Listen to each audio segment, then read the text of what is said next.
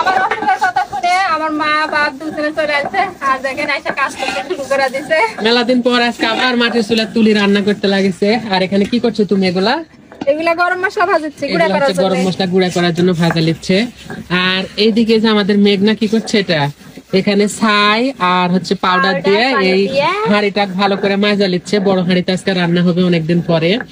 আর এইদিকে আমার শাশুড়ি এই যে তুলিক মশলা করে দিচ্ছে। আসলে তুলির মশলা যখন করতে পারে না, মেঘনা করে দেয়। আর এইদিকে চাষিও চলে এলো আমার সাথে হেল্প করার জন্য।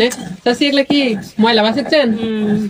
গ্রামে থাকার কিন্তু কত সুবিধা দেখেন, একটা মানুষ রান্না করবে তার সঙ্গে সবাই কত হাতে হাত লাগায় হেল্প করে দিচ্ছে। সবার কিন্তু এক হয় না, কিন্তু তুলির ক্ষেত্রে এরকমই হয়, কারণ তুলিকে সবাই ভালোবাসে। আর মেঘনা তো অল টাইম আছে আমাদের সাথে, তাই না? ও একটু পরে মেঘনার মাও আসা তুলির সাথে চুলের জাল দিতে লাগবে, তাই না? অনেকদিন পরে আজকে আবার বড় হাঁড়ি রান্না শুরু করে দিছি। তো এই যে গোটা রসুন আর গোটা মরিচ দিয়ে কি রান্না হবে তুলি আজকে?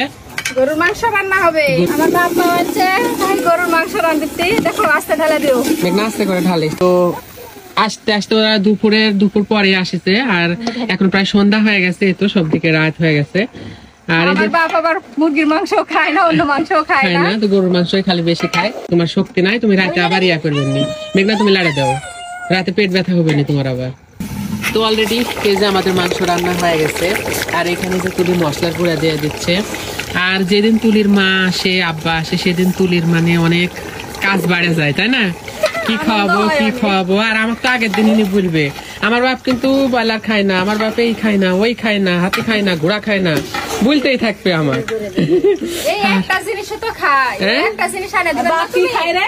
হরিণের মাংস খায় হয়।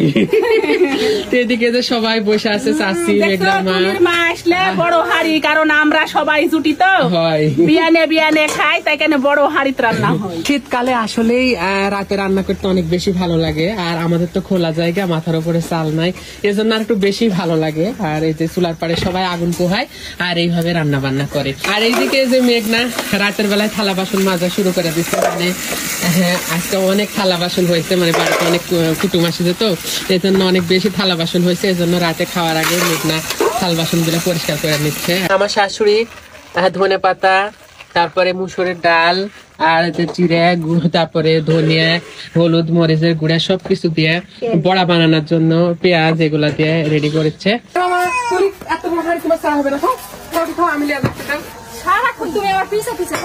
পাগল আছেন তুমি, এত বড় হাড়ি চাইলে তোমাকে আর আজকাল নেওয়া লাগবে না। আমি থাকতে তোমাকে হয়ে গেছে। আসো। তো এই তো আমাদের মাংস রান্না করা কমপ্লিট। আর এই যে মাংসগুলা রান্না করা কমপ্লিট হয়ে গেছে। আর এখানে যে ভাত রান্না হচ্ছে, রান্না হলেই মানে আমাদের সব রান্না কমপ্লিট, খাওয়া দাওয়া হবে।